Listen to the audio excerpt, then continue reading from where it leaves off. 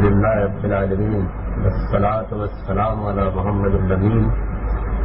أعوذ بالله من الشيطان الرجيم بسم الله الرحمن الرحيم. خواتین و حضرات، صبح کی مجلس میں بار بار بعض لوگوں نے یہ سوال کیا کہ شفاعت کے مسئلے اور عذاب قبر کے مسئلے کو تفصیل کے ساتھ واضح ہونا چاہیے. تو میں نے یہ عرض کیا تھا کہ شام کی نشست میں اس پر مختصر سی گفتگو کر دوں گا. اس کے بعد پھر آپ لوگ سوالات حسب معمول جاری رکھ سکتے ہیں. اللہ تعالیٰ نے قرآن مجید میں جزا و سزا کے معاملات کو بڑی تفصیل کے ساتھ بیان کیا ہے اور یہ بتایا ہے کہ یہ کن اصولوں پر واقع ہوگی. اتنی بات سے تو ہم سب واقف ہیں کہ مذہب کا بنیادی مسئلہ یہی ہے، یعنی جہاں سے مذہبی شعور اور مذہب سے اباء کا شعور الگ ہوتے ہیں، وہ مسئلہ یہی ہے کہ انبیاء علیہ السلام یہ کہتے ہیں کہ انسان کو ایک دن اپنے پروردگار کے سامنے جواب دہ ہونا ہے اور اس جواب دہی کا انحصار اس دنیا میں اس کے رویے پر ہے. وہ اپنے عقیدے اور اپنے عمل کو اگر پاکیزہ بناتا ہے تو اللہ تعالیٰ کی جنت اس کو حاصل ہو جائے گی، اور اگر وہ ان کو آلودہ کر لیتا ہے تو اس کا نتیجہ اسے جہنم کی صورت میں بھگتنا پڑے گا. یہی بنیادی مسئلہ ہے. تمام انبیاء علیہ السلام اصلاً اسی مسئلے کی حقیقت واضح کرنے کے لیے تشریف لاتے رہے. باقی اگر کسی معاملے پر انہوں نے کوئی گفتگو کی یا کسی کو زیر بحث لا کر اس بارے میں اپنی کوئی رائے دی تو یہ بالکل ایک ضمنی چیز تھی. قرآن مجید سے بھی اور پرانی کتابوں سے بھی یہ معلوم ہوتا ہے کہ بنیادی مسئلہ یہ ہے. قرآن مجید کی اصطلاح میں اس کو دین سے تعبیر کیا گیا ہے، یوم جزا سے، کہ ایک دن جزا و سزا کا واقع ہوگا. جیسے آپ سورہ فاتحہ میں کہتے ہیں کہ مالک یوم الدین، تو دینونت یا جزا و سزا یہ مذہبیات کا بنیادی مسئلہ ہے. اس دینونت اور اس جزا و سزا کا معاملہ کیسے ہوتا ہے یہ قرآن مجید میں جس طرح کہ میں نے عرض کیا بڑی تفصیل سے بیان ہوا ہے. اللہ کے پیغمبروں نے اس کی وضاحت کی ہے اور قرآن مجید کے اشارات کی روشنی میں اہل علم بھی ہمیشہ اس کو سمجھتے رہے اور بیان کرتے رہے. اس میں جو پہلی بنیادی چیز اللہ تعالیٰ نے واضح کی ہے وہ یہ ہے کہ جس آزمائش میں انسان کو ڈالا گیا ہے، اس آزمائش میں کچھ لوگ کس طرح پورے اترتے ہیں کہ وہ اللہ تعالیٰ کے معاملے میں، اللہ کے پیغمبروں کی اطاعت کے معاملے میں، عمل صالح کے معاملے میں سب تک لے جاتے ہیں. یعنی ان کی نوعیت یہ ہوتی ہے کہ ان کے سامنے حق آتا ہے تو وہ لپک کر اس کو لیتے ہیں. وہ اس معاملے میں ہیلے اور حجتیں نہیں تراشتے، سیدھی بات کو سیدھے طریقے سے قبول کرتے ہیں اور اپنے نفس کو پابند کر لیتے ہیں کہ وہ اس کے تقاضوں کو اب پورا کریں. قرآن مجید اپنی اصطلاح میں ان کو السابقون کہتا ہے اور یہ تعبیر جگہ جگہ قرآن نے اختیار کر کے یہ بیان کیا ہے کہ اللہ تعالیٰ کی اس کڑی آزمائش میں بھی ایسے اللہ کے بندے ہر دور میں پیدا ہوتے رہتے ہیں کہ جو اس مقام پر فائز ہوتے ہیں، یعنی حقیقت کو جاننے، اس کو ماننے، اس پر عمل پیرا ہونے، اس کے تقاضوں کو پورا کرنے میں ان کا رویہ لیس و لال کا نہیں ہوتا. وہ بات کو سیدھے طریقے سے قبول کریں گے، صحیح زاویے سے دیکھیں گے اور جب قبول کر لیں گے تو پھر اس کے نتائج کو بہت اچھی طرح سے سمجھ کر فیس کرنے کے لیے، ان کا سامنا کرنے کے لیے تیار ہو جائیں گے. دنیا کی زندگی میں بڑی سے بڑی کوئی آزمائش بھی آئے گی تو اس میں پورا اترنے کی اپنی طرف سے کوشش کریں گے. چنانچہ ایسے صالحین میں ظاہر ہے کہ سر فہرست انبیاء علیہ السلام ہیں. پھر وہ لوگ ہیں کہ جنہوں نے انبیاء علیہ السلام کی تصدیق کی، جن کو قرآن مجید صدیقین کہتا ہے. وہ لوگ ہیں کہ جنہوں نے اپنی پوری زندگی اس طرح بسر کی کہ ان کی زندگی دین کی شہادت بن گئی، یا ان کو اپنی زندگی اللہ کی راہ میں دینی پڑی تو اس شان سے دی کہ ان کی موت شہادت بن گئی. تو ان کو قرآن مجید شہداء سے تعبیر کرتا ہے۔ وہ عام صالحین ہیں جو نیکی اور خیرات کے کاموں میں، دینداری کے کاموں میں، دینی تقاضوں کو پورا کرنے میں، دینی حمیت کے معاملات میں ہر جگہ معلوم ہوتا ہے کہ سب سے آگے بڑھ کر کھڑے ہو رہے ہیں۔ تو ظاہر ہے کہ یہ وہ چیز ہے کہ جس کے بارے میں یہ خیال نہیں کرنا چاہیے کہ کسی خاص دور سے اس کو تعلق ہے۔ قرآن مجید نے یہ بتایا ہے کہ سنت من الاولین و قلیل من الاخرین، یعنی یہ انبیاء علیہ السلام کا جو زمانہ ہوتا ہے اس کے قریب کے زمانے میں کافی تعداد میں ہوتے ہیں، لیکن آخری دو لوگوں میں بھی ان کی ایک قلیل تعداد پائی جاتی ہے، یعنی ایسا نہیں کہ ختم ہو جاتے ہیں، یہ موجود رہتے ہیں اور قیامت تک قرآن مجید کی صاحب سے معلوم ہوتا ہے کہ پیدا ہوتے رہیں گے، اگرچہ تعداد کم ہونی شروع ہو جائے گی۔ تو سنت من الاولین و قلیل من الاخرین کے مصداق یہ جو الصادقون ہیں جن کا میں نے ذکر کیا، ان کے معاملے میں قرآن کے اشارات سے یہ بات معلوم ہوتی ہے، اور ان میں سے خاص طور پر وہ لوگ جو اللہ کی راہ میں اپنی جان دے کے گویا اس بات پر مہر تصدیق سب کر دیتے ہیں کہ ہم نے حق کی شہادت دے دی، ان کے بارے میں تو قرآن صراحت کے ساتھ یہ کہتا ہے کہ ان کے لیے موت ہی حساب کتاب جزا و سزا بن جاتی ہے۔ یعنی ان کا معاملہ یہ نہیں ہوتا کہ اس کو قیامت تک کے لیے مؤخر رکھا جائے، بلکہ اللہ تعالیٰ کے انعامات، اللہ تعالیٰ کے افضال، اللہ تعالیٰ کی عنایتیں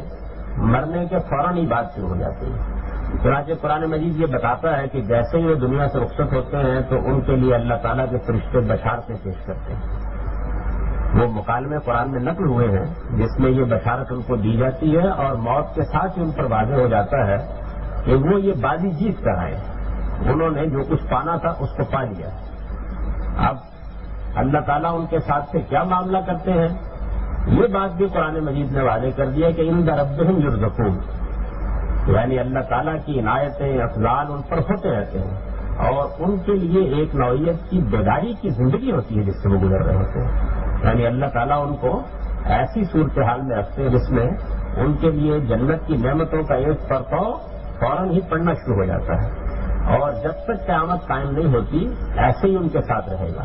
قیامت میں بھی ان کے لیے کوئی میزان نہیں لگائی جائے گی،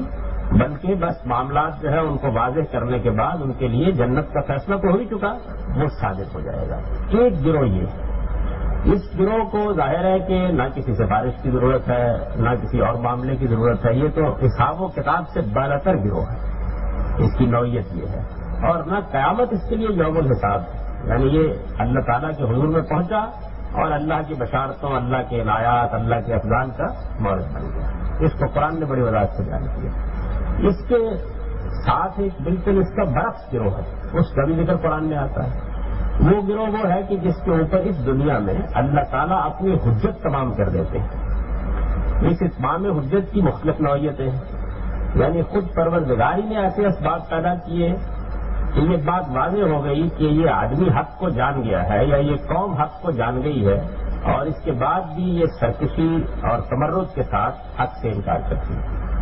یعنی حقیقت واضح ہو گئی، بالکل کوئی ابہام باقی نہیں رہا، لیکن آدمی استقبار کے مقام پر کھڑا ہے، صحیح بات کو جاننے کے باوجود قبول کرنے کے لیے تیار نہیں ہے، اس کا مذاق اڑاتا ہے، اس کا تمسخر اڑاتا ہے،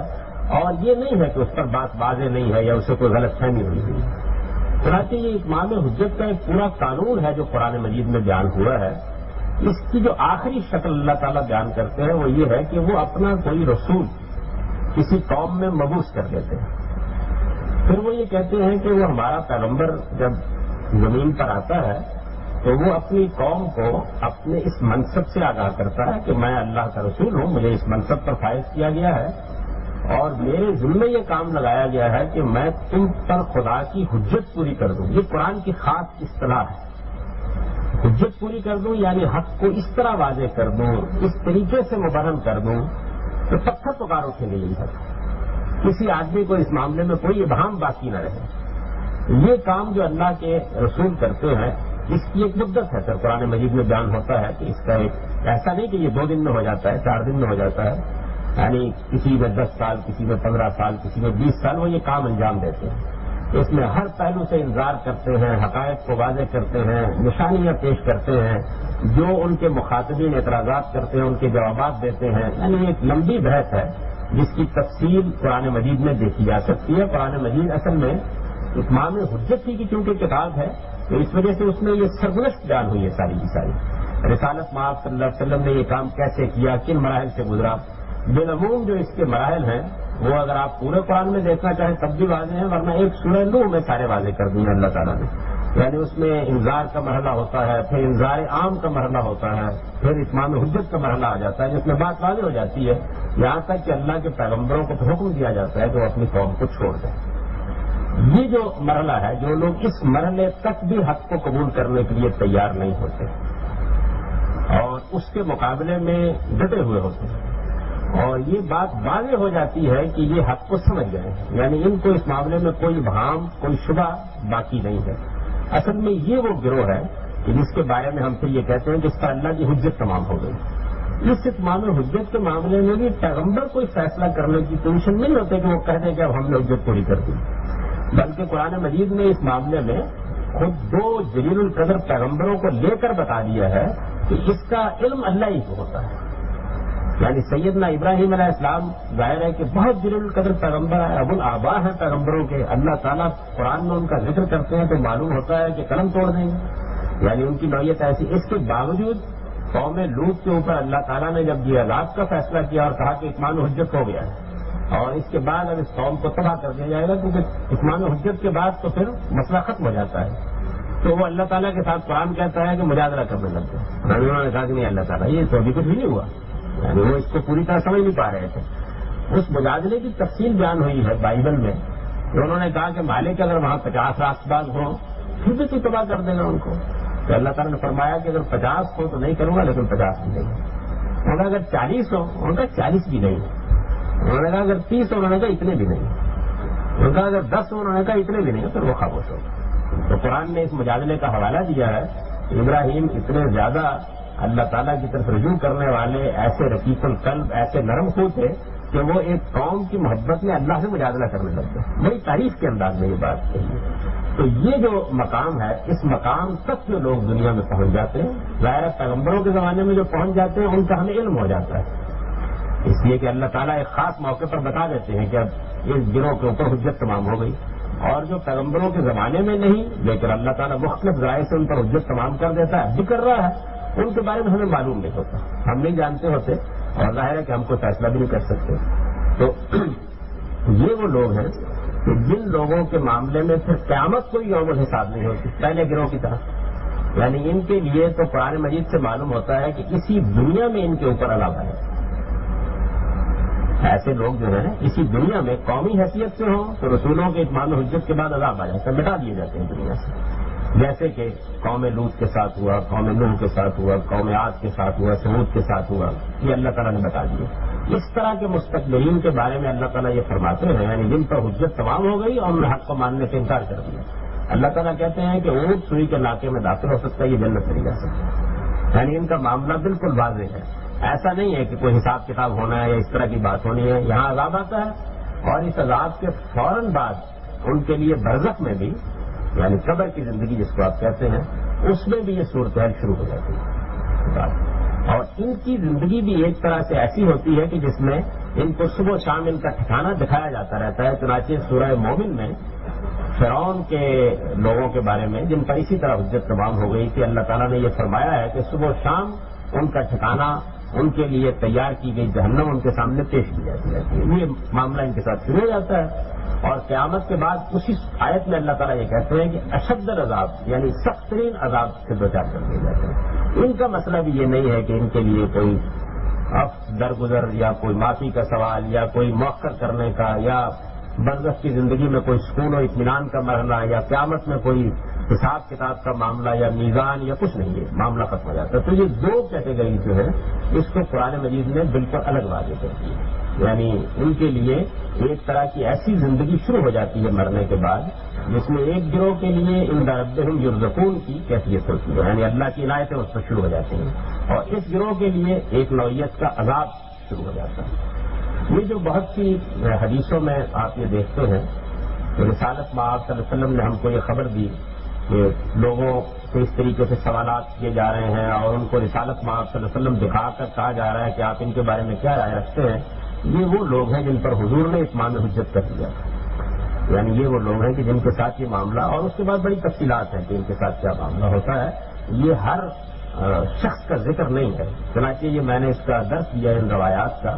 مشکات پڑھاتے ہوئے، اس میں میں نے خود روایتوں کے اندر سے وہ قرائن بتا دی ہیں جن سے بالکل واضح ہے کہ یہ ایک مخصوص گروہ ہے جس کے بارے میں یہ سارا ذکر آ رہا ہے، اور اسی کے بارے میں تمام حدیثیں ہیں جتنی بھی آپ عذاب قبر کے بارے میں پڑھتے ہیں علماء.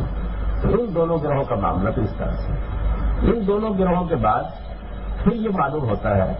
کہ ایک تیسرا گروہ وہ ہے کہ جس گروہ نے دنیا میں اللہ تعالیٰ کے ساتھ جانتے بوجھتے کسی کو شریک نہیں ٹھہرایا. یعنی اللہ تعالیٰ کے ساتھ اس کا معاملہ یہ رہا کہ اس نے اللہ کو ایک مانا، اللہ تعالیٰ کے پیغمبروں کو مانا،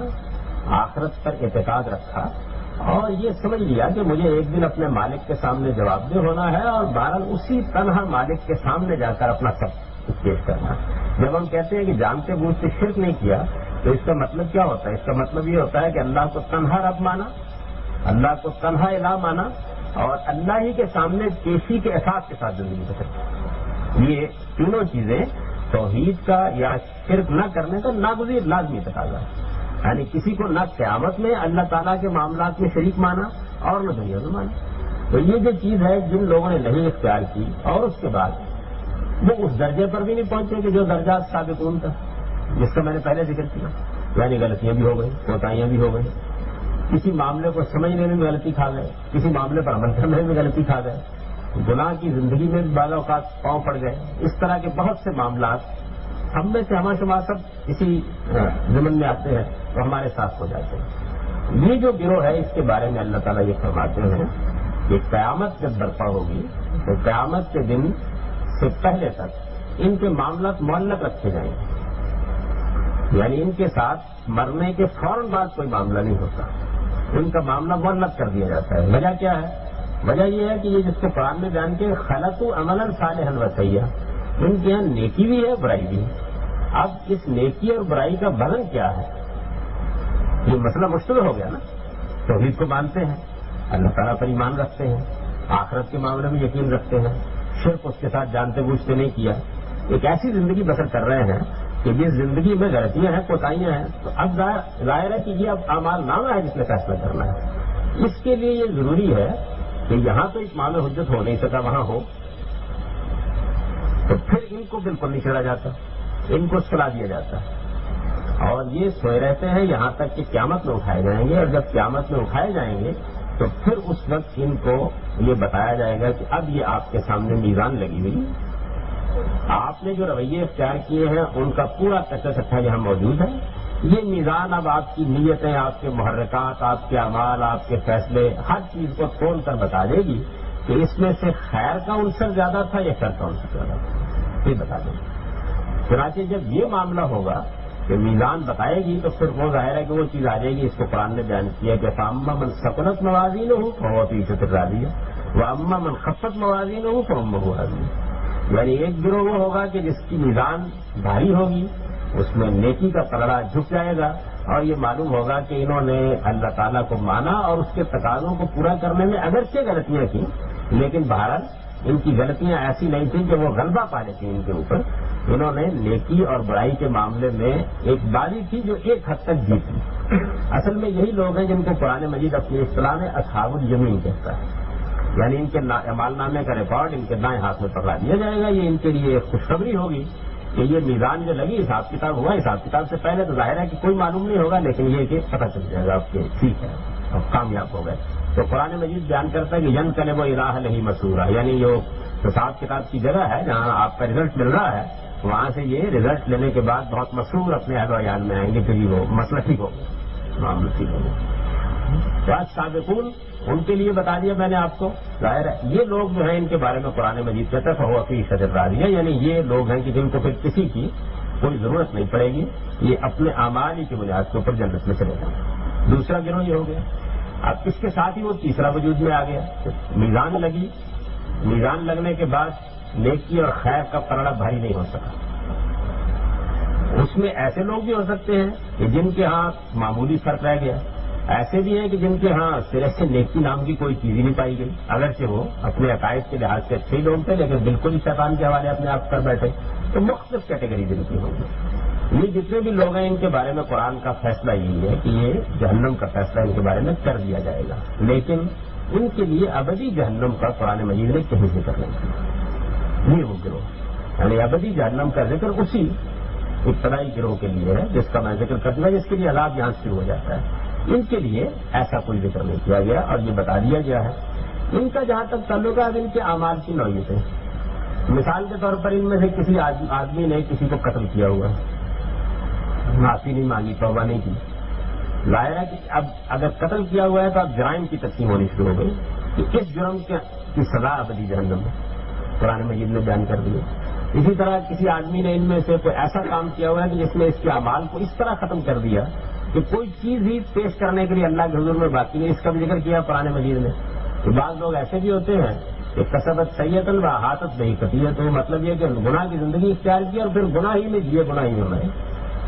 اگرچہ اپنے آپ کو اہل ایمان میں اور توحید پرستوں میں شریک کرتے رہے، یہ نوبت بھی آ جاتی ہے۔ تو اس طرح کے جو لوگ ہیں ان کے بارے میں پھر قرآن مجید یہ کہتا ہے کہ ان کے معاملات ان کے جرائم کے لحاظ سے دیکھنے شروع کر دیے گئے ہیں۔ اب جو جرائم کے لحاظ سے معاملات دیکھنے کا سلسلہ ہے اس میں کچھ چیزیں وہ ہیں کہ جو دوسروں سے متعلق، یعنی اگر قتل کیا ہے، کسی کا مال غصب کیا ہے تو یہ تو دوسروں سے متعلق چیز ہے، اس میں انہی سے معافی تلافی کا معاملہ ہوگا، معافی تلافی کا موقع دیا جائے گا۔ اب یہ موقع وہ آ گیا ہے کہ جس میں لوگوں کو اپنے حساب کتاب کو صاف کرنے کا موقع اللہ تعالیٰ دیں گے۔ روایتوں میں یہ بات آتی ہے کہ بھائی ایک آدمی جو ہے اس نے کسی کو قتل کیا ہوا ہے تو ظاہر ہے کہ اب وہاں دینے کے لیے نیکیاں ہیں، لینے کے لیے برائیاں ہیں، تو ہو سکتا ہے کہ معافی مل جائے مقتول سے، عین ممکن ہے کہ کچھ دے دلا کے معاملہ ہو جائے، وہاں دینے کے لیے یعنی روپیہ پیسہ تو ہے نہیں، نیکی برائی ہے، اس کا تبادلہ ہو سکتا ہے، تو ہو سکتا ہے کہ یہ چیز ہو جائے اور وہ دوسرے کے لیے فائدے کا باعث بن جائے۔ تو اس طریقے کی معافی تلافی کا ایک دائرہ پھر اللہ تعالیٰ نے بیان کیا ہے، یعنی یہ کن معاملات میں ہو سکتی ہے۔ تو یہ بیان کیا ہے کہ اللہ تعالیٰ اس بات کو تو کسی حال میں بھی معاف نہیں کریں گے کہ ان کے ساتھ جانتے بوجھتے شرک کیا جائے۔ ان اللہ لا یغفر ان یشرک بہ، یعنی اس کو تو وہ کسی حال میں معاف نہیں کریں گے۔ اس میں تو نہ ان سے مغفرت کی توقع کی جانی چاہیے، نہ ان کی رحمت کو آواز دینی چاہیے آدمی کو، نہ وہاں کسی کی بات چلے گی، یہ تو مسئلہ ہی ختم ہو گیا۔ اس کے بعد اللہ تعالیٰ کہتے ہیں کہ اس کے علاوہ جو کچھ ہے یغفر ما دون ذلک لمن یشاء، جس کے معاملے میں اللہ تعالیٰ چاہیں گے اپنے علم، اپنی حکمت اور اپنے عدل کے مطابق وہ چاہیں گے تو معاف کر دیں۔ اصل میں یہ ہے سب سے بڑی بشارت گناہ گاروں کے حق میں، یہ جو آئے ہے یہ وہ موقع ہے، یعنی یہ جو مقام ہے، آدمی نے شرک کو جان بوجھ کے اختیار نہیں کیا، ایمان کے ساتھ اور اس کے تقاضوں کو بڑا ہے پورا کرتا ہوا دنیا سے رخصت ہوا، غلطیاں ہو گئیں، کوتاہیاں ہو گئیں، اب اس کے بعد میزان میں بھی جا کے کامیابی حاصل نہیں کر سکا، یعنی اس جگہ تو نہیں کر سکا، لیکن اللہ تعالیٰ کی یہ قرآن مجید میں جو آیت ہے یہ ایک بشارت دیتی ہے اس کو کہ اس میں اب اللہ تعالیٰ سے عفو و درگزر کی گنجائش ہے۔ یہ عفو و درگزر بھی الٹف نہیں ہے کہ اس کو معاف کر دیا اور اس کو جہنم میں ڈال دیا، یہ قانون قاعدے پر ہوگا، لیکن اس میں عفو و درگزر ہوتا ہے نا کہ آپ کہتے ہیں کہ بھائی یہ جرائم ختم ہو گئے، معاملہ ہو گیا، لیکن ایک دائرہ ایسا ہے کہ جس میں معافی ہو سکتی ہے۔ یہی وہ دائرہ ہے جس میں ہم مغفرت کی دعا کرتے ہیں اس دنیا میں، والدین کے لیے کرتے ہیں، اعزاء کے لیے کرتے ہیں، رشتہ داروں کے لیے کرتے ہیں۔ یہی وہ دائرہ ہے کہ جس دائرے میں پیغمبر بھی اللہ تعالیٰ کے حضور میں دعا کرتے ہیں۔ چنانچہ سورہ توبہ میں اس کا باقاعدہ ایک کیٹیگری کے طور پر ذکر آیا ہے، وہاں اللہ تعالیٰ نے یہ بتایا ہے جو دنیا میں جزا و سزا اللہ نے برپا کی، ظاہر ہے کہ وہی قانون آخرت میں ہے، تو اس میں اللہ تعالیٰ نے یہ بتایا کہ دیکھیے آپ حضرات جیسے جن لوگوں نے خلطوا عملا صالحا و سیئا، یعنی جن کی نیکیاں برائیاں اس طرح ملی ہوئی ہیں اور ان کی برائی بظاہر نمایاں محسوس ہو رہی ہے، وہ خود بھی استغفار کریں اور پیغمبر سے بھی درخواست کریں کہ ان کے لیے استغفار کریں۔ یعنی رسول اللہ صلی اللہ علیہ وسلم کو بھی کہا گیا کہ آپ بھی استغفار کیجیے۔ تو استغفار یعنی میں اپنے لیے کرتا ہوں، آپ اپنے لیے کرتے ہیں، اللہ کے پیغمبر ہمارے لیے استغفار کریں یا صالحین ہمارے لیے استغفار کریں۔ یہ وہ موقع ہے اصل میں جس موقع کے اوپر مغفرت کی گنجائش آدمی کے اپنے گڑگڑانے پر بھی ہو سکتی ہے، یعنی اللہ تعالیٰ نے یہ نہیں فرمایا کہ ہو جائے گی، لازماً ہو سکتی ہے۔ یہی دائرہ ہے کہ جس میں کسی کی درخواست بھی اللہ تعالیٰ قبول کر سکتے ہیں، یعنی وہ چیزیں متعین ہیں کہ جن میں کچھ نہیں ہو سکتا، اسی دائرے میں کوئی درخواست قبول ہو سکتی ہے۔ اب آپ حدیثوں کی طرف آئیے اور سب کو پڑھ جائیے تو ان میں سے بعض نے تو خیر بہت قصے کہانیاں ان کو چھوڑ دی، جو مستند روایتیں ہیں وہ اصل میں اسی دائرے کو بیان کرتی ہیں۔ ان میں ایک تو یہ اصولی بات بیان ہو گئی ہے کہ وہ جن کو قرآن نے روک دیا ہے ان کے بارے میں تو کوئی زبان نہیں کھول سکے گی۔ من حبسہ القرآن، یہ روایتوں میں یہ بات آ گئی، یعنی قرآن نے جن کو روک دیا ہے، یہ میں نے قرآن نے جن کو روک دیا ان کی تفصیل کر دی ہے۔ جن کو قرآن نے بھی روکا اور جن کے بارے میں یہ بشارت موجود ہے کہ اللہ چاہے گا تو ان کے لیے مغفرت کی راہ کھول دے گا، اس فیصلے کے بعد کہ وہ اپنے آپ کو خود کوالیفائی نہیں کر سکے، اور ان کی معافی یا کچھ سزا بھگتنے کے بعد معافی یا کچھ تلافی کے بعد معافی، یہ ایک پورا کا پورا دائرہ جو ہے اس میں پھر معافی شروع ہوگی، اب وہ درگزر شروع ہوگا۔ اس کی تفصیلات ہیں جو شفاعت کی روایتوں میں بیان ہوئی ہیں، اور اس میں یہ بتایا گیا ہے کہ یہ وہ چیز ہے جس میں اللہ کا کرم، اس کی رحمت یہ غلبہ پائے گی، وہ بہت سی درخواستوں کو قبول فرمائیں گے، اپنے طور پر بھی مغفرت کریں گے، اس میں اللہ کے پیغمبر بھی ہوں گے، وہ بھی لوگوں کے لیے مغفرت کی درخواست کریں گے، بلکہ یہاں تک روایتوں کے اندر آتا ہے کہ صالحین جو جنت میں جا چکے ہوں گے وہ بھی اس موقع کے اوپر ویسے ہی مجادلہ کریں گے جس طرح کا مجادلہ حضرت ابراہیم نے کر ڈالا اللہ تعالیٰ سے، اور یہ کہیں گے مالک ٹھیک ہے، مطلب یہ ہے کہ سزا ہو گئی، کافی بہت لی انہوں نے، اب ان کو معاف کر دیا۔ یہ دائرہ ہے جس کے اندر اصل میں شفاعت کی سب روایتیں آتی ہیں، تو ان کو اگر بالکل مجرد بیان کیا جائے تو قرآن مجید کے سارے اصول باطل ہو جاتے ہیں، ان کی صحیح جگہ متعین کر دی جائے تو روایتوں میں میرے علم کی حد تک کوئی روایت ایسی نہیں جس کا انکار کرنے کی ضرورت ہے، سوائے ان واحد قصوں کے جو موجود ہیں صحیح روایتوں کے اندر اصل میں اسی دائرے کی باتیں بیان ہوئی ہیں، یعنی خود ہماری طرف سے بھی بندہ بھی درخواست کرے گا، اور یہ اس میں آتا ہے کہ بعض لوگ جو ہے وہ اللہ کے سامنے درخواست کریں گے اور کچھ وقت کے بعد ان کی درخواست قبول کر لی جائے گی، اس میں پیغمبر بھی درخواست کریں گے اللہ کے حضور میں، اور اس دائرے میں ان کی درخواست کی اللہ تعالیٰ جب چاہیں گے شرط قبول بخش دیں گے اس کو، اہل ایمان صالحین بھی درخواست کریں گے اور یہ درخواست بھی قبول ہوگی۔ تو دعا مغفرت اپنے والدین کے حق میں ہم دعا کرتے ہیں بھائی، وہ سب اسی دائرے کی چیز ہے، یعنی جو اس دائرے میں آ جائے گا اس کے بارے میں ہماری دنیا میں کی گئی دعائیں، ہماری آخرت میں کی گئی درخواست دونوں باریابی حاصل کر سکتی ہیں۔ جس دائرے کو واضح کر دیا گیا اس میں نہ کسی دلیل بولنے کا کوئی امکان ہے نہ بات کرنے کا کوئی امکان ہے، تو میں نے دونوں موضوعات کے بارے میں مختصر طریقے سے اپنا نقطہ نظر بیان کر دیا۔